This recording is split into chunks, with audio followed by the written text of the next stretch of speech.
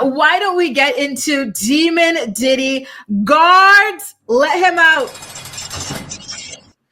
All right, I've got a little bit of an update about what's going on with him for you guys, okay?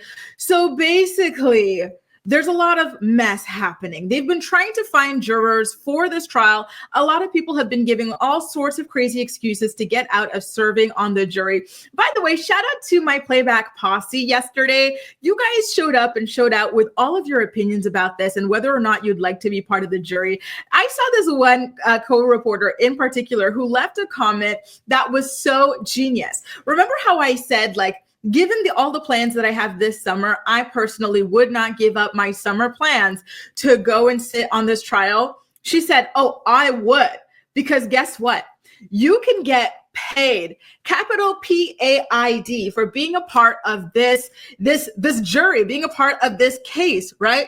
And obviously we're not talking about the little stipend that they give jurors. No, we're talking about the book deals. We're talking about the television interviews, all those things. So she says she's thinking long-term. She would give up the short-term, summer holiday in order to cash in big, because didn't the people who were on the jury for these other massive,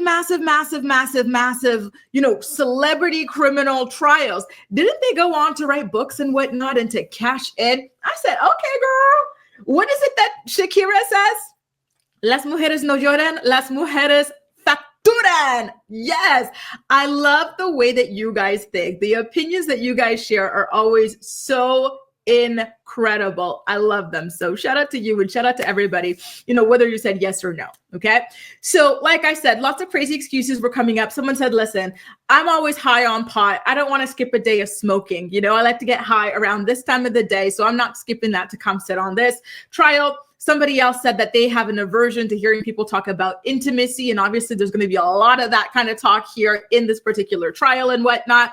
And so now, yesterday, even more kind of, odd things happened. So somebody who is a lawyer who had actually tried a case in front of the judge presiding over this case showed up, and the judge recognized the lawyer, and they had a time cracking up about this. That person didn't qualify. Somebody who works at the jail, MDC Brooklyn, where Diddy is currently residing, also got the summoned, to come and be examined. And the judge was really upset about this. He said, guys, I need you to better vet these people because we are wasting time here. Trial starts next week, Monday.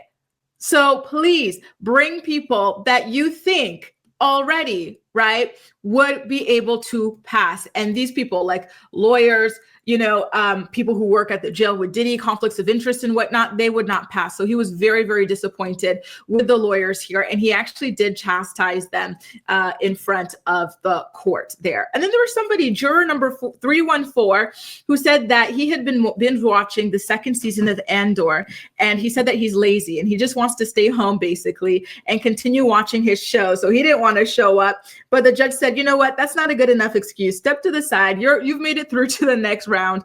Then there was juror number 220 who admitted to reposting a meme about P. Diddy while they were doom scrolling. And that too didn't get the person disqualified. That person is still in the jury pool. Because listen, I don't think this person even remembers what kind of meme they shared about Diddy. And it, even if you have a bad opinion or whatever, so long as you can follow the law, potentially be swayed, you make it through to the next round. Okay. So for now, the first round of a jury selection is done. The 45 members of the pool have officially been chosen, but it'll be trimmed down to 12 jurors and 6 alternates on Friday.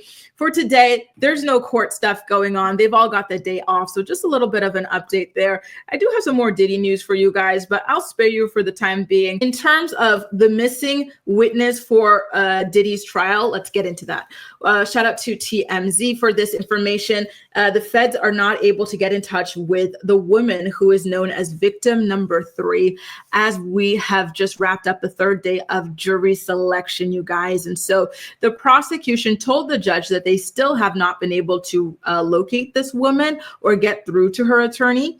And now it's becoming very worrisome because, again, guys, they are going to be starting this trial and whatnot on Monday. And so obviously they need to make sure that all of their witnesses are present and that all of their witnesses are ready to take the stand. Listen, something about this seems extremely insidious and scary because we already know that Diddy has threatened witnesses in the past and potential witnesses in the past. In fact, he was caught harassing that other lady from Dirty Money, not Don Richard, but the other one. Like he was like calling her, like harassing her. He called her like 200 times, other potential witnesses as well. So it seems like maybe some of his goons got through to witness number 3 here, you guys. So victim number 3 does not live near New York City, which, maybe has something to do with it, but they've been trying very hard to get her to show up in person. And even though she's been subpoenaed, or even if she's subpoenaed, prosecutors told the judge that they are not sure she will show up. And so Diddy's team, by contrast, asked the judge to tell the prosecutors that they needed to share their plan to contact victim 3 with the defense by the end of this week, aka by tomorrow. And mind you, court is not in session today, so they really do not have much time to get all of this figured out. The judge also pushed the prosecutors to make sure, that they exhausted all efforts to contact this woman and her attorney. I gotta be honest with you guys, though. I think that it's very risky and odd that an attorney would make themselves unavailable for a subpoena or anything like that. To me, you would think that it would impact their standing with the bar and whatnot, right? Because as an attorney, they have a responsibility to their client, but they also have a responsibility to the law and to the court of law. And it kind of feels like they are obstructing justice here by refusing to provide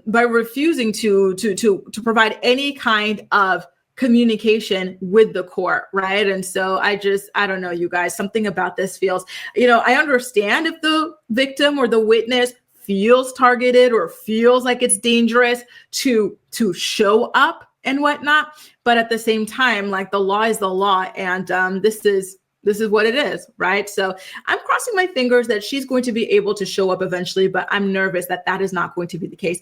I believe that, in fact, there are only 3 victims that they're going to be calling on as witnesses and whatnot. So this is going to be a really big hit. If there are only 3, 1/3 of their victims are missing. And does anybody have an inkling as to who victim number 3 could potentially be? We know that number 1 is Cassie, and I'm not sure about the other ones. And I don't know because remember, TMZ has a court reporter who is in there every single day. Would they be able to go and kind of like tell us who this person is? Is this person going to be hiding their identity and whatnot? Like, I don't know, testifying behind a veil, maybe with a voice changer or something like that. The whole thing is very, very worrisome, right?